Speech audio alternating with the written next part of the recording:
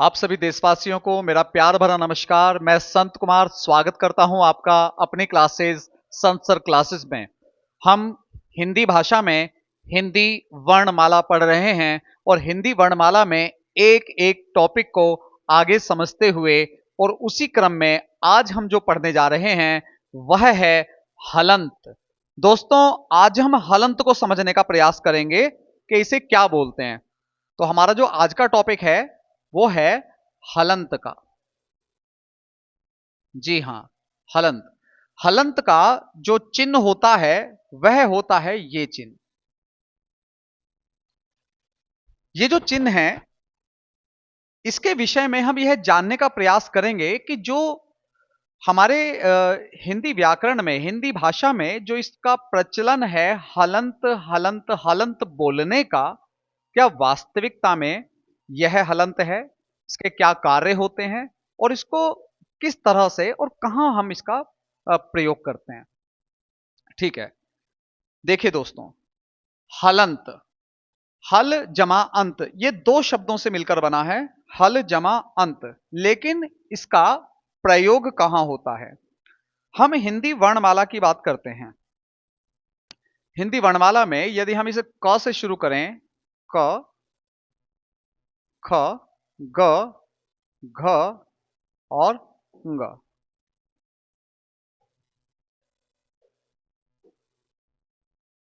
हम इसे शुरुआत करेंगे क, ख, ग, घ और अंग। ऐसे ही च, छ, ज, झ और य। आप जानेंगे ट, ठ, ड, ढ और ण। फिर त, थ, द, ध, न। ऐसे ही प, फ, ब, भ और म। आपके सामने ये हिंदी वर्णमाला के कुछ वर्ण लिखे हैं। मैं सभी लिखने की कोई आवश्यकता नहीं है, जो बात हमें समझानी है वह बात आपको इतने में भी समझ में आ जाएगी। तो देखते हैं क्या हम समझने का प्रयास करेंगे हलंत को। देखिए दोस्तों, हिंदी वर्णमाला में जो ये लिखे हुए हैं इसे आप कहते हैं, ये व्यंजन है, व्यंजन। और यहां जो लिखा होता है अ, आ, ई, ये जो होते हैं इन्हें आप स्वरों की संज्ञा देते हैं, आप इन्हें स्वर कहते हैं कि वो स्वर हैं और ये व्यंजन हैं। लेकिन यदि हम इसे उठाकर इधर ले आएं आपके सामने और इसे बोलें क, तो इस क को हम यदि विभाजित करें, क को यदि हम तोड़ें, इसके दो टुकड़े कर लें, तो हम इसे तोड़ेंगे क जमा अ में, क जमा अ में। ठीक है, अब ये देखिए, ये जो क है इसमें और इसमें क्या अंतर है? इसके नीचे हमने एक चिन्ह लगा दिया है और इस चिन्ह को हम कहते हैं हलंत। क्या वास्तविकता में यही हलंत है? और इसका प्रयोग हमने क्यों किया? जैसे यदि हम लिखते हैं ख, तो किसी भी वर्ण को जब बोलेंगे क, ख, ग, घ, तो हर किसी वर्ण में आप एक आवाज सुन रहे होंगे, अ, अ, अ, अ। तो ये अ की जो ध्वनि आप सुन रहे हैं बच्चों, ये ध्वनि क्या है? ये ध्वनि है। तो किसी भी वर्ण में से ये जो अ की ध्वनि है, इसको बाहर निकालने का कोई ना कोई एक तरीका होना चाहिए था हमारे पास में। तो ठीक वैसे ही हमने क्या काम किया, हमने एक ऐसे चिन्ह का इस्तेमाल किया जो ये चिन्ह था। और ये चिन्ह हमने क्या काम किया कि जैसे ये एक वर्ण है ट, ट, ट, ट, ट, अ, अ, अ, तो इसके अंदर जो की जो ध्वनि है, अ की जो आवाज है, उस आवाज को बाहर निकालने के लिए, उस अ की ध्वनि को बाहर निकालने के लिए हम क्या करते हैं? हम इसको चोट मार देते हैं। ये मारती चोट। जो चोट किसको लगी? ट को लगी। तो ट को चोट लगने की वजह से ट के अंदर का जो अ है वो निकलकर बाहर चला गया। तो ये पहले बोला जा रहा था ट ट, परंतु अब इसके अंदर का जो अ है वो बाहर निकल चुका है। इसके अंदर अ नहीं है। यदि इसके अंदर अ नहीं है तो क्या इसकी ध्वनि जो पहले ट की थी, क्या वो ध्वनि आधी हो गई कि नहीं? क्या वो कम हो गई कि नहीं हुई? भाई कुछ ना कुछ तो कम जरूर हुआ होगा, क्योंकि किस इसमें से कुछ बाहर निकल कर जा चुका है। ठीक है, लेकिन अब इसे आप बोलकर देखिए, इसका उच्चारण करके देखिए, क्या आप इसे बोल पाएंगे? आप इसे बोलिए। जैसे ही बोलेंगे ट, लेकिन ट में अ की जो ध्वनि है वो तो बाहर निकल चुकी है, वो अ तो इसमें है ही नहीं। यदि इसमें अ नहीं है बच्चों, तो फिर बिना अ के बोलना है। कैसे बोलेंगे? अब इसे खुद बोलिए।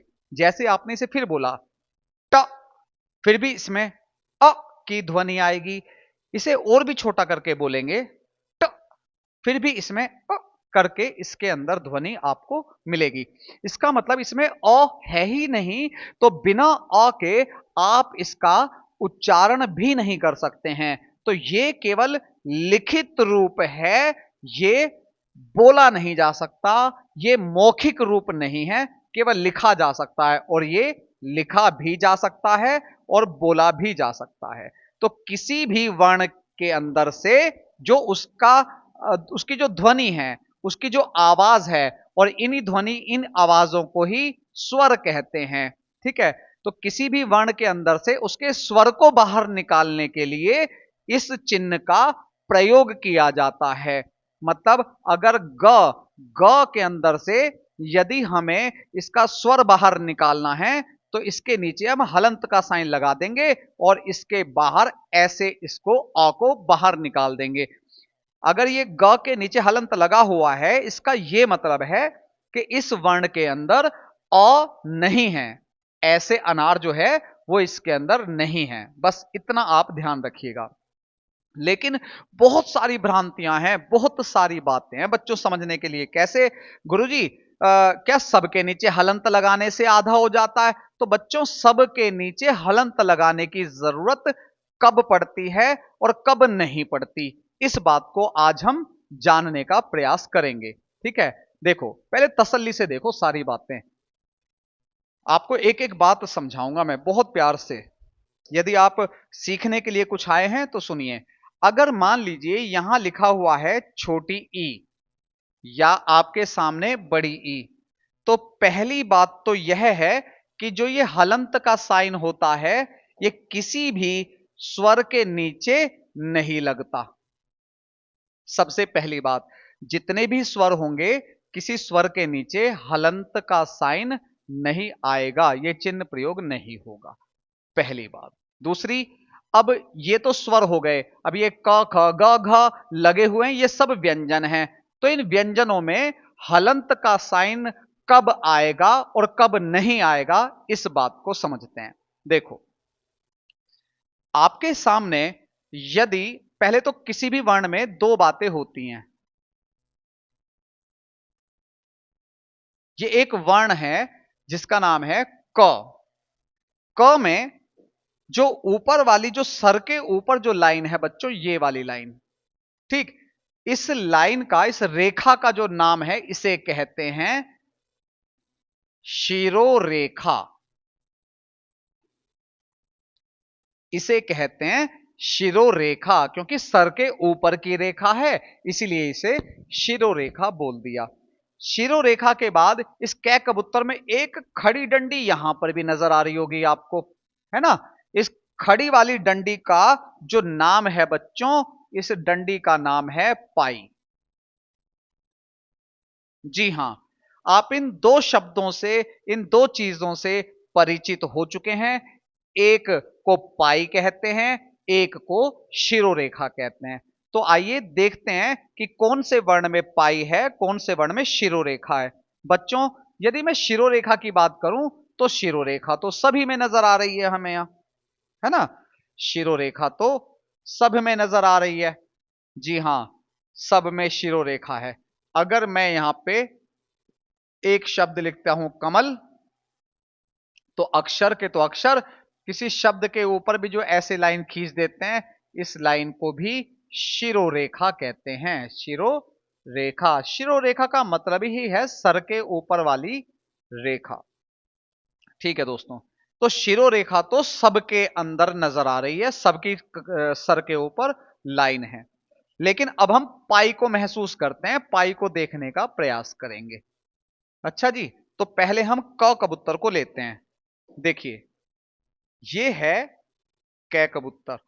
अगर मैं एक शब्द लिखता हूं पे, यानी कि प, आधा क, पूरा क और आ, पक्का। मैंने एक शब्द लिखा पक्का। और हम जानते हैं कि किसी भी वर्ण को आधा लिखने के लिए, आधा लिखने के लिए उसके नीचे ये हलंत का साइन लगा देते हैं। ठीक है, तो यहां पर ये क है और यहां पर ये आधा क है। तो गुरुजी हलंत का साइन कब लगाएं कब ना लगाएं? देखो बच्चों, कुछ हिंदी वर्णमाला में जितने भी वर्ण हैं, उनमें जो जिसमें ये पाई लगी होती है, मान लीजिए क कबूतर है, क कबूतर के बीच में पाई आ रही है, तो जिन वर्णों के बीच में पाई आएगी, उसकी एक जो साइड होती है, उस साइड को तोड़ दिया जाता है। उसे तोड़कर आधा बनाने का प्रचलन है। कैसे? जो ये क कबूतर है, क कबूतर की जो ये चीज है, हम इसे थोड़ा सा तोड़ देते हैं ऐसे करके। ठीक है, तो ये बन जाता है आधा का। तो यहां पर आप नजर आ रहा होगा ऐसे। ठीक है, तो ये हिस्सा तोड़कर हम क्या बना देते हैं? आधा क बना देते हैं। यदि हम इसको और देखें, जैसे एक आपने देखा होगा, क्या और भी कोई ऐसा अक्षर है जिसके बीच में पाई है? तो हां, फै फल के अंदर भी पाई है जी। तो क्या करें, इसका इधर वाला हिस्सा तोड़ देंगे। तो इधर वाला हिस्सा इसका तोड़कर क्या बना देंगे? इसे आधा बना देंगे। ठीक है, इस तरह से। लेकिन अगर कभी भी फै फल को, अगर कै कबूतर को हमें आधा दिखाना है, तो पक्का, पक्का शब्द में आधा का कबूतर आ रहा है, तो इसके नीचे हमने आधा का ऐसे ही बना दिया। लेकिन यदि हमें आधा कै अकेला लिख दिया हमने, तो अकेला कै कबूतर लिख रहा है, तो भैया ठीक है, ये अकेला लिख रहा है ना, तो अकेले को आधा दिखाने के लिए कि आधा कै कबूतर है, उसे ऐसे टूटा फूटा सा बना के छोड़ देंगे तो ये अच्छा सा नहीं लगेगा। तो इसलिए अगर अकेला लिखकर बताया जा रहा है कि आधा है, तब आप इसके नीचे इस तरह से साइन लगाकर आप दिखा सकते हैं कि जी ये आधा क है ना। अकेला है, अकेला है, तो इसके नीचे चिन्ह लगा के दर्शा दो भाई, इसकी टांग वांग मत तोड़ो, ताकि ये शोभा ना दे। तो अब ये शोभा दे रहा है, लेकिन इससे हमें पहचान चल रही है कि ये आधा क है। आधे क का मतलब है इसके अंदर स्वर नहीं है, स्वर बाहर जा चुका है, ये बिना स्वर का है। ठीक है, ऐसे ही फ फल है ना। अगर हम कहें कोई भी ऐसा शब्द, कोफा, कोफा लिख देते हैं, ऐसे लिख देते हैं कोफा, ऐसे। तो इसके बीच में भी क्या आ रहा है? आधा फ आ रहा है। तो आधा फ जो आया है, बीच में आया है शब्द के, तो इसके नीचे हलंत नहीं आएंगे, क्योंकि इसे आधा लिखने का अपना एक तरीका है। क्या तरीका है? इसकी एक टांग तोड़ दी गई है। क्यों तोड़ दी गई है? क्योंकि पाई इनके बीच में है। ठीक है, लेकिन यदि इस फै फल को हम बाहर अकेला लिखेंगे, तो इसे तोड़ के लिखने का प्रचलन नहीं है भाई, टूटा फूटा सा अच्छा सा नहीं लगेगा यो। तो क्या करें, इसे पूरा लिखेंगे और इसके नीचे ये वाला चिन्ह लगाकर बता देंगे कि जो ये वर्ण है, ये आधा वर्ण है। सबसे पहली बात तो ये है। ये किसके बारे में बात करी? क और फ के बारे में। तो क और फ जब शब्दों के बीच में आएगा, तो इसके नीचे हलंत नहीं लगाते। क और फ यदि शब्द के अलावा कहीं अकेला रखा है और उसमें आपको ये बताना है कि जी आधा है, तो उसके नीचे हलंत लगाकर उसे दिखा दीजिए आप कि हाँ जी, ये आधा क है या आधा फ है। क्यों? क्योंकि उसके नीचे स्वर नहीं है। सबसे पहली बात तो ये क्लियर हो गई। ठीक है बच्चों, तो आइए अब हम आगे बात करते हैं। तो क और फ की तो बात यहां हो गई। यदि हम कुछ और बात करें, हम यहां से इसे अलग हटाते हैं, इसे यहां रखते हैं। यदि हम इसमें से कुछ और वर्ण देखते हैं, जैसे कि हमने देखा यहां लिख रहा है आपके समक्ष, यहां लिख रहा है ग, यहां लिख रहा है घ, च और ज। इन वर्णों को देखते हैं बच्चों। जैसे ये ग है, ग वर्ण में, ग वर्ण को यदि आधा लिखना है तो अकेला लिखा है। अकेले को तोड़ते फोड़ते कुछ नहीं है। अकेले वर्ण में से यदि इसे आधा लिखना होता है तो इसके नीचे ये हलंत का साइन लगा देते हैं और पता लग जाता है ये आधा ग है ना। लेकिन अगर कोई भी वर्ण हम ऐसा लिख दें, है ना, वाग्मय, है ना, वांगमय, हमने एक वर्ग शब्द लिखा वांगमय, है ना, या वाग्मय लिख दिया,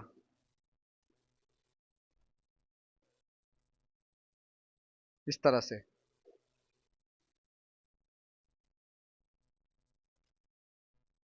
हिंदी का कोई वैसी कुछ शब्द ले लेते हैं, जैसे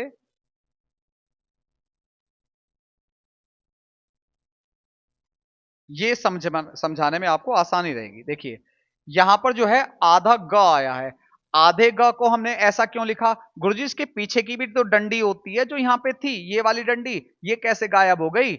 बच्चों कोई भी ऐसा वर्ण जिसके जिसके लास्ट में, जिसके अंत में क्या हो, पाई लगी हो, तो उसकी पाई को हटाकर उसे आधा लिखने का प्रचलन है। जैसे ग, ग के पीछे पाई है तो इस पाई को हटा देते हैं तो ये आधा लिखा जाता है। यदि शब्द के बीच में लिखा जाएगा आधा तो क्या करेंगे, इसकी पाई हटा देते हैं। और अगर ये अकेला लिखा जाएगा तो हलंत का साइन लगाकर इसे आधा लिखा जाता है। इसमें बता दिया जाता है कि इसके अंदर स्वर नहीं है। ठीक है। अगर मान लीजिए च चम्मच है तो च चम्मच को आधा लगाने के लिए क्या करेंगे, इसकी पाई हटा देंगे। ऐसे ही अगर जय जग को आधा लिखेंगे तो जय जग में भी इसकी जो पाई है, इसकी बच्चों पाई हटा देंगे इस तरह से। तो ये क्या बन जाएगा, आधा ज जग बन जाएगा, है ना। कच्चा क, आधा च, पूरा च, आ, कच्चा। तो कच्चा में यहां पे बच्चों आधा च आ रहा है। तो आधा च क्यों, कैसे आया? क्योंकि हमने इसकी पाई हटा दी। तो जो भी वर्ण ऐसे हैं जिसके लास्ट में पाई है, उसकी पाई को हटाकर उसे आधा कर दिया जाता है। देखो ता का, ता में भी लास्ट में पाई है तो इसकी भी ये पाई हटा दी जाएगी। तो यही देख लेते हैं, इसकी भी पाई हटाएंगे, इसकी भी पाई हटाएंगे, ब की भी पाई, मै की भी पाई, है ना, पे फे बै भै, और मैं की भी पाई, न की भी पाई, अण की भी पाई, य की भी पाई, झ में भी पाई है, ज में भी पाई है, ग में भी पाई है, घ में भी पाई है, च में पाई है। तो ये वो वर्ण है जिनके लास्ट में क्या है बच्चों, पाई है। तो इन सभी वर्णों की पाई को हटाकर इन्हें आधा लिखा जाता है जब ये शब्दों में प्रयोग होते हैं। और शब्द के बिना अगर ये लिखे हों और इन्हें आधा लिखकर बताना हो तो इन्हें पाई के बिना नहीं लिखते हैं, पाई के साथ लिखते हैं और इसके नीचे हलंत का साइन आप लगा देते हैं। ठीक है। लेकिन ऐसे वर्ण जिसमें पाई ही नहीं होती, जैसे ट टमाटर है, और ट टमाटर को हम आधा लिखना चाहते हैं, चाहे वो शब्द के बीच में हो या शब्द के शुरू में या शब्द से अलग कहीं भी लिखा हो। तो भैया इसमें तो पाई है ही नहीं, और पाई के बिना पाई को हटा वटा कर ही हम लोग आधा करते हैं। इसमें पाई नहीं है तो इसे आधा कैसे लिखें? तो ऐसे वर्ण को आधा लिखने का बस एकमात्र तरीका है, केवल नीचे इसके हलंत लगाना, है ना। जैसे अगर हम कह दें ख ट ट आ, खट्टा लिख दिया, तो खट्टा में जो बीच वाला ट है ये आधा है। भैया आधा कैसे लिखें? तो इसके नीचे आप हलंत का साइन लगा देते हैं, हमें पता लग जाता है कि जो ट टमाटर है वो आधा है। ये हलंत, अच्छा शब्द के बीच में है तब भी हलंत है, और शब्द से बाहर है ये तब भी हलंत के साथ ही लिखा जाएगा। तो ऐसे वर्ण जिसमें पाई नहीं होती उसके नीचे, सब के नीचे हलंत लगा दिया जाता है और उन्हें आधा लिख दिया जाता है। ठीक है। ऐसे वर्ण जो जो गोलाकार स्थिति में होते हैं वो सब के नीचे क्या करते हैं, हलंत का साइन लगा देते हैं। दोस्तों ये तो चर्चा की हमने कि किसी भी वर्ण को आधा लिखने का क्या तरीका है। तो जिसकी बीच में पाई है उसकी टांग तोड़ देते हैं, जिसकी लास्ट में पाई है उसकी पाई हटा देते हैं, और जिसमें पाई नहीं है उसके नीचे हलंत का साइन लगा देते हैं। शब्द के बीच में कोई वर्ण आता है आधा, तो उसकी पाई वगैरह को हटाकर आधा लिखते हैं। अगर वो अकेला लिखा जाता है तो उसके नीचे हलंत का साइन हम लगा देते हैं। ये आप लोगों ने थोड़ी सी बात हमने समझने का प्रयास किया। आइए, हलंत को हलंत ही कहते हैं या इसे कुछ और कहते हैं, हमारा प्रश्न ये है। आज हम हलंत को आपको इतनी अच्छी तरह से समझाएंगे, इससे पहले कभी आपने हलंत को इतनी गहनता से अध्ययन नहीं किया होगा।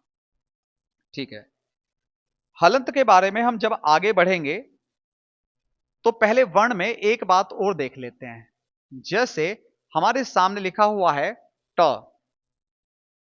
ट को समझने के लिए दो बातें और पता करनी है, एक अक्षर एक वर्ण। हमने पिछली कक्षा में, पिछली वीडियो में आपको पहले बता दिया था कि वर्ण क्या होता है, अक्षर क्या होता है।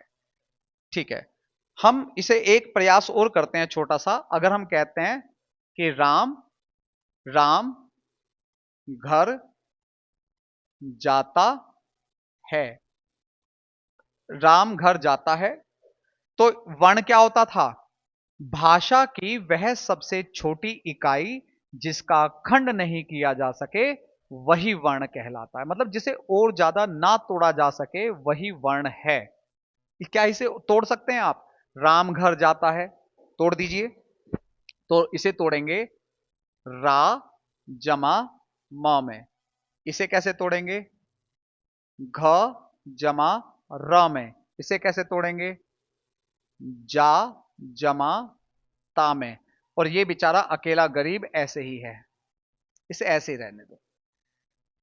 तो राम घर जाता है को हमने तोड़ दिया, तो जो टूट गया भाई वो वर्ण नहीं है, यानी कि ऊपर वाली पंक्ति वर्ण नहीं है। अब रा म घ र, क्या इन चीजों को और ज्यादा तोड़ सकते हैं क्या?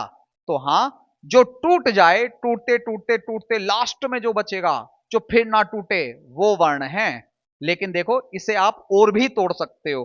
कैसे तोड़ सकते हो? ये मैंने पिछली वीडियो में बता दिया था कि क्या करें। रा, तो इसमें से स्वर को बाहर निकालने के लिए र के नीचे हलंत लगाकर इसके अंदर का जो आ है वो बाहर निकल गया साहब, आ। ये प्लस का साइन है। मैं के अंदर भी अ है, तो मैं के नीचे भी हलंत लगाकर मैं के अंदर का जो ए है वो बाहर निकाल दिया।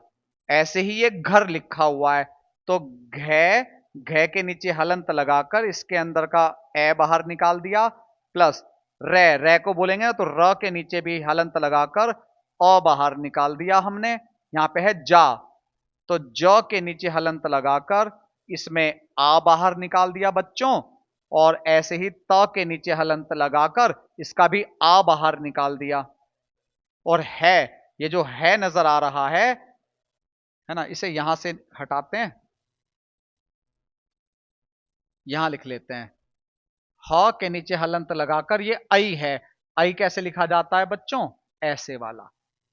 ठीक है, तो अब देखो, क्या आप इस वाले चीज को और ज्यादा तोड़ सकते हो क्या? नहीं तोड़ सकते। अब ये और ज्यादा नहीं टूटेगा। जब ये और ज्यादा नहीं टूटेगा बच्चों, तो यही क्या है? वर्ण, जो और ना टूटे। तो भाषा में वह सबसे छोटी इकाई जिसका और ज्यादा खंड नहीं किया जा सकता वही वर्ण कहलाता है। आपके सामने जो ये लिखा हुआ है ना, यही वर्ण है। देखो, बहुत प्यार से देखना इसे। ये क्या है? वर्ण। ये सभी वर्ण हैं। हाँ जी, ये भी वर्ण ही है, दोनों वर्ण हैं। अब इन वर्णों में आप बहुत ध्यान से देखो एक बात, क्या कि इस वाले वर्ण का आप उच्चारण करो।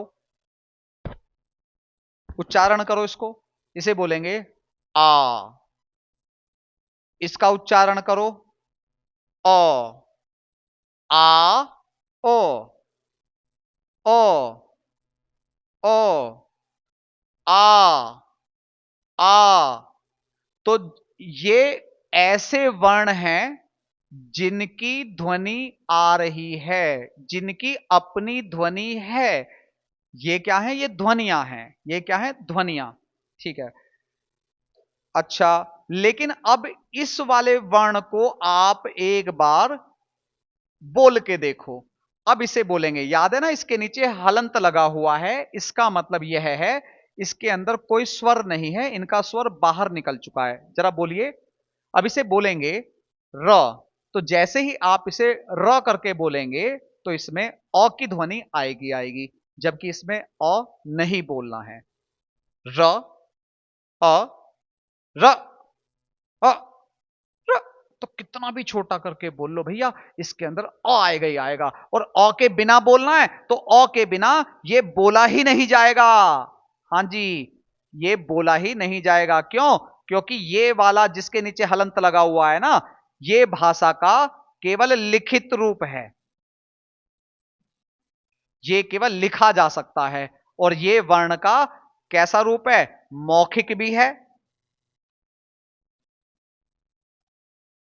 मौखिक प्लस लिखित दोनों हैं। जी हां, ये मौखिक भी है, देखो बोला भी जा रहा है आ, और ये लिखा भी जा रहा है, इसका प्रतीक भी है आ। तो जो मौखिक और लिखित दोनों हो, वह वाला वर्ण, वर्ण दो प्रकार के हुए ना आपके सामने। ये सभी क्या है बच्चों? ये सभी वर्ण हैं। लेकिन ये वाला वर्ण कैसा वर्ण है? जो केवल लिखित है। और ये वर्ण कैसा है? जो मौखिक और लिखित दोनों हैं। बच्चों, जो मौखिक और लिखित होते हैं उन वाले वर्णों को हम स्वर कहते हैं। और ऐसे वर्ण जो केवल लिखे जाते हैं, जिनका उच्चारण नहीं कर सकते, वह व्यंजन है। ठीक है। ऐसी, अब देखो इसका मतलब क्या हुआ कि स्वर और व्यंजनों को आप ऐसे समझ सकते हैं कि वर्ण क्या है। वर्ण दो प्रकार के होते हैं।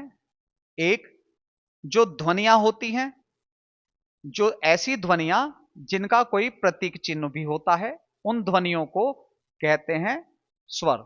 लेकिन ऐसे वर्ण जिनकी कोई ध्वनि नहीं होती, लेकिन वो बस लिखित रूप में होते हैं, उन वाले वर्ण को कहते हैं व्यंजन। तो स्वर और व्यंजन क्या हुए? ऐसे वर्ण जिनका मौखिक और लिखित रूप होता है, वो वाले वर्ण स्वर कहलाते हैं। और ऐसे वर्ण जिनका केवल लिखित रूप है, जिन्हें लिखा जा सकता है, बोला नहीं जा सकता, वो वाले वर्ण कहलाते हैं व्यंजन। तो व्यंजन की पहचान कैसे होती है? जिसके नीचे ये हलंत लिखा मिलेगा वह व्यंजन। और जिसके जो ये ऐसे स्वर होते हैं भैया, स्वर की तो अपनी पहचान होती है, मौखिक और लिखित होते हैं, जिन्हें और ज्यादा नहीं तोड़ सकते, ये स्वर कहलाते हैं। तो स्वर और व्यंजनों के बारे में बात करनी बहुत जरूरी थी, क्योंकि हम पढ़ना चाहते हैं हलंत को। देखो हलंत इनके सबके नीचे आ रहा है, तो इनके बारे में बात करेंगे। ठीक है। अच्छा, और आगे बढ़ते हैं दोस्तों। अब हम थोड़ा सा संस्कृत की तरफ को बढ़ेंगे।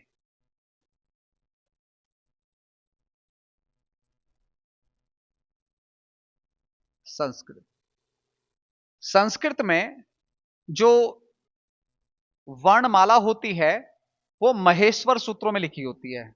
माहेश्वर सूत्र। आपको संस्कृत के माहेश्वर सूत्र यहां नहीं पढ़ाएंगे। माहेश्वर सूत्रों में होता क्या है कि जब स्वर शुरू होते हैं तो अ से शुरू होते हैं। अ ई ऊणा रील री क ए ओ अंग आई औ च। जी हां, मैंने अभी अभी माहेश्वर सूत्रों के स्वरों का उच्चारण किया। अ ई ऊणा रील री क ए ओ अंग आई औ च। तो ये क्या है? ये माहेश्वर सूत्र के में केवल और केवल स्वरों का उच्चारण था। तो ये स्वर कहां से शुरू हुए?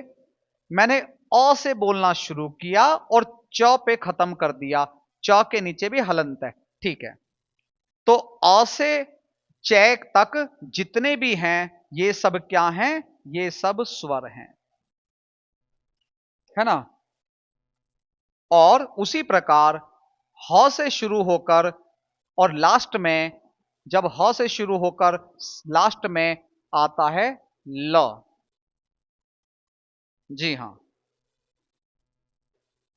ह से शुरू होकर और ल तक संस्कृत में सब क्या होते हैं? ये व्यंजन होते हैं। सुन लेना बहुत ध्यान से। तो इसी तरह से संस्कृत में जो स्वर होते हैं, स्वरों को कहा जाता है अच। कि अ से च तक, अ से च तक। तो स्वरों को संस्कृत में स्वरों को क्या कहते हैं? अच कहते हैं। और संस्कृत में व्यंजनों को है से और ले के बीच में है तो इसे हल कहते हैं। संस्कृत में स्वरों को कहते हैं अच और संस्कृत में व्यंजनों को कहते हैं हल। तो इतना आपको पहले पता होना चाहिए। हलंत शब्द के बारे में जब हम बात करते हैं तो हम कहते हैं जिसके अंत में हल हो। देखिए अभी अभी आपने जाना हल मतलब क्या होता है? व्यंजन। हल माने व्यंजन, मतलब जिसके अंत में व्यंजन हो, जिसके अंत में व्यंजन हो। हल अंत, हल अंत मतलब किसी शब्द के अंत में हल हो। हल माने व्यंजन हो। कैसे? देखो, अगर एक शब्द लिखते हैं राम, एक शब्द लिखते हैं राम, दोनों में क्या अंतर है? आज इन दोनों को समझेंगे। बच्चों पहले इस शब्द का खंड करिए। मैं बिल्कुल डायरेक्ट इसका खंड कर देता हूं। जैसे र के नीचे हलंत जमा आ जमा ये जो म है, म लिखा, म के नीचे हलंत लगा दिया, म के नीचे हलंत लगा के म के अंदर म में अ है वो बाहर निकाल दिया। राम, राम। तो इसे हम बोलते हैं राम। मैंने बोला राम लिख के बताना तो बोलेंगे राम, तो ऐसे लिखेंगे राम। तो ये करके बोलते हैं ना, तो ये राम नहीं है क्योंकि इसके अंत में क्या आ रहा है? राम आ रहा है, तो इसे बोलेंगे राम, राम। लेकिन परंतु इसे देखिएगा, इसे एक बार इसका जो है खंड करते हैं। र के नीचे हलंत लगाया, जमा आ, जमा म के नीचे हलंत है। हलंत इसके नीचे स्वयं है, इसका मतलब इसमें अ है ही नहीं। अब इसके इसमें बोलेंगे क्योंकि र आ राम, राम। क्योंकि के बाद अ नहीं है। तो जब बोलेंगे राम तो उसके नीचे हलंत लगाइए, राम उसके नीचे हलंत नहीं आता है। तो बच्चों जब भी ये पढ़ें इसे राम पढ़ें, राम, राम, राम, राम, ये अंतर होता है। ठीक है? ठीक। अगर ये बात आपको समझ में आ गई है, ठीक, तो मैं अब आपसे एक बात पूछना चाहता हूं कि जो राम शब्द है, इस राम शब्द के अंत में क्या है? जी हां, राम शब्द के अंत में क्या है? राम शब्द के अंत में है अ। और अ क्या है? एक स्वर है। स्वर को संस्कृत में क्या कहते हैं बच्चों? स्वर को संस्कृत में कहते हैं अच। ठीक है, जरा इस शब्द को देखो, राम, राम, इसके अंत में क्या है? इसके अंत में म है। म है तो ये क्या है बच्चों? ये तो हल है, या यूं कह दीजिए व्यंजन है।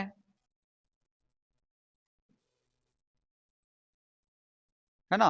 राम के अंत में क्या है? व्यंजन। और व्यंजन को क्या कहते हैं संस्कृत में? व्यंजन को कहते हैं हल है।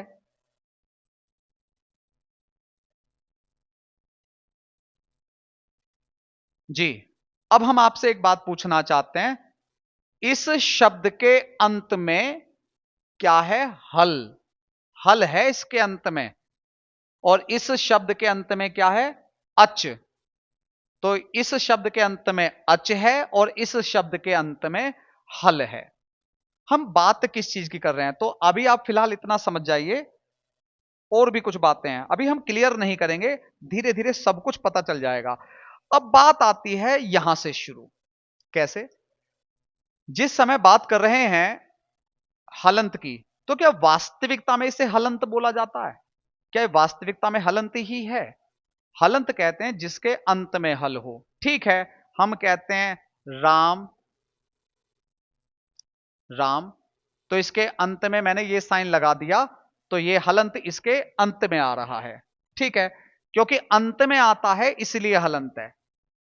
अंत में आए, जो शब्दों के अंत में आए, हल आए, वही हलंत है। लेकिन अगर मैं ये लिखता हूं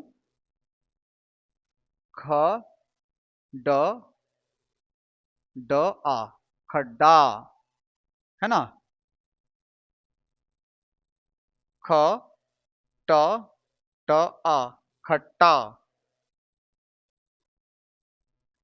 अभी अभी हमने जाना कि व्यंजनों को संस्कृत में हल कहा जाता है, और जिसके हल जो है अंत में आए वो हलंत है। लेकिन खट्टा में जो ये साइन आ रहा है, ये तो बीच में आ रहा है। खड्डा में यहां पर ये भी बीच में आ रहा है, यहां पे अंत में आ रहा है।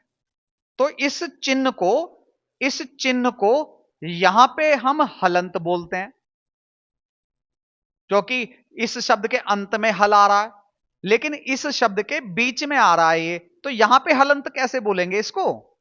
तो ये हलंत नहीं है। अच्छा, हम एक बात बताएं, ये यहां पर भी हलंत नहीं है और वहां पर भी हलंत नहीं है। बिल्कुल हाँ, स्पष्ट है, ये यहां पर भी हलंत नहीं है, वहां पर भी हलंत नहीं है। इसका नाम ही हलंत नहीं है। फिर ये क्या है? तो आइए मैं आज आपको इसके विषय में पूरा विस्तार से बताता हूं, इसे कहते क्या है। देखिए, एक संस्कृत में एक शब्द होता है अच जमा अंत, एक संधि है, अच जमा अंत। संधि कहती है कि जब शब्द के पहले शब्द के अंत में यदि किसी भी वर्ग का कै कबूतर चैचम कै चे टे तै पे, किसी भी वर्ग का पहला वर्ण आ जाए और उसके बाद में कोई भी स्वर आ जाता है या आ आता है, तो पहले वाला तीसरे में बदलेगा, मतलब तीसरे पे बदलेगा। पहला चे छे जय, तो ये चे चम्मच जो है ये जय में बदल जाएगी। ठीक है, ये मतलब संधि का नियम है, वो संधि में पढ़ेंगे, फिलहाल आप समझ जाइए। तो बचेगा क्या? बचेगा ये कि ये अ है, अ बचा, ये अंत है अंत, अच जमा अंत बराबर अजंत। तो एक नया शब्द आपने जाना, अच क्या होता है? अच क्या होता है? अच कहते थे स्वरों को, और स्वर जब अंत में आए तो उसे बोलेंगे अजंत। स्वर जब अंत में आए उसे बोलेंगे अजंत, और जब हल अंत में आए उसे बोलेंगे हलंत। लेकिन क्या, समझिए, जैसे आपने अभी अभी जाना था, इसे देखिए, ये जो शब्द है, इस शब्द के अंत में क्या आ रहा है? स्वर आ रहा है। अंत में क्या आ रहा है? स्वर। स्वर को क्या बोलते हैं? अच। तो जिस शब्द के अंत में अच आ जाए, जिस शब्द के अंत में अच आ जाए, बहुत ध्यान से देखना, इस शब्द को हम शब्द को बोलेंगे अजंत शब्द है ये। जी हां, हमने शब्द को अजंत बोला है, ना कि इसे अजंत बोला है। ये जो अ है, ये केवल एक स्वर है, ये केवल अच है, ये अजंत नहीं है। अजंत क्या बना? जिसके अंत में अच हो। और किसके अंत में अच आ रहा है? राम के। राम के अंत में अच आ रहा है, तो राम ही तो बना अजंत। तो अजंत क्या है? अजंत शब्द है। कौन सा शब्द है ये अजंत? राम एक अजंत शब्द है, लेकिन इसे पढ़ेंगे राम। इसके अंत में क्या है बच्चों? व्यंजन। व्यंजन माने हल। इस शब्द के अंत में हल है। यदि इस शब्द के अंत में हल है, तो ये जो राम शब्द लिखा हुआ है, तो राम, राम शब्द हलंत शब्द है बच्चों, हलंत शब्द। तो बच्चों ये शब्द हलंत है, ये हलंत नहीं है। इस बात का ध्यान रखना, क्योंकि बचपन से हमें ये बात किसी ने नहीं बताई, बस क्या है, व्यवहारिक रूप से जो मिला वही पढ़ते चले गए। तो बच्चों, ये शब्द हलंत है, ये साइन हलंत का नहीं है, ये हलंत नहीं कहलाता। लेकिन हमने तो किताबों में भी हलंत पढ़ा है, हर कोई हलंत करके बता रहा है और बचपन से लेकर हलंत पढ़ रहे हैं। बस थोड़ा सा रुक जाइए, आपको भी इस प्रश्न का जवाब मिल जाएगा। तो फिलहाल आपने ये जाना। तो आइए अब हम देखते हैं कोई शब्दों को कि हलंत शब्द है कि अजंत शब्द है। मान लीजिए अगर हम कहें बालक, बालक, हम कहें चाचा, चा चा, हम कहें ओम, या ऐसे लिखते हैं इसे ओम, ठीक, ऐसा लिख देते हैं, है ना। राम, ठीक, बालक, ऐसे करके लिख दिया। तो इन शब्दों के अंत में का को तोड़ेंगे तो लास्ट में आएगा अ, चा के लास्ट में तोड़ेंगे इसमें आएगा आ, इसके लास्ट में क्या है, हल आ रहा है। तो जिस शब्द के अंत में हल आएगा तो इस पूरे शब्द को बोलेंगे ये शब्द कैसा शब्द है, हलंत शब्द है। ये शब्द क्या है, हलंत शब्द है। ये शब्द कैसा है, हलंत शब्द है। तो हलंत क्या है बच्चों, शब्द। लेकिन हम बात किसकी कर रहे हैं, इस चिन्ह की। तो आप बस ये कह सकते हैं कि इस चिन्ह को हलंत करने वाला चिन्ह है, ये चिन्ह हलंत नहीं है, इसका नाम हलंत नहीं है। फिर गुरुजी ये है क्या बच्चों, इस चिन्ह का नाम है, हिंदी व्याकरण में इस चिन्ह का नाम है तोय।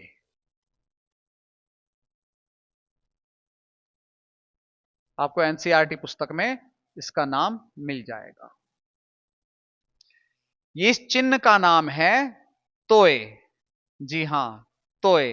तो आज के बाद कोई भी व्यक्ति इसे ये कहता है जी हलंत है, तो ये हलंत का साइन नहीं है, इसका अपना नाम है तोय। और ये कब इस्तेमाल होता है, किसी भी वर्ण में से उसके स्वर को बाहर निकालने के लिए इस तोय का इस्तेमाल होता है। जिसके नीचे, जिस भी वर्ण के नीचे ये तोय का साइन लग जाए, इसका मतलब है कि उसके अंदर ऐसे लगाकर इसका ए बाहर निकल गया भैया। ठीक, कोई भी वर्ण हो, कोई भी वर्ण, ढ, ढ में से बाहर निकालना है इस तरह से। तो ये साइन है किसका, तोय का। लेकिन क्या होता है कि जैसे ही हमने लिखा राम, ये वाला, तो इस शब्द के अंत में हल है, इस शब्द के अंत में हल है। तो जिस शब्द के अंत में हल होगा उस शब्द को, उस वो शब्द कैसा बना, हलंत शब्द बना, हलंत शब्द बना। ये शब्द हलंत बन गया बच्चों। जब ये हलंत बनाने वाला चिन्ह, हलंत बनाने वाला चिन्ह जिसका नाम तोय है, तो बच्चों ज्यादातर लोग इसके तोय नाम को, तोय जो नाम है इसको नहीं जानते हैं।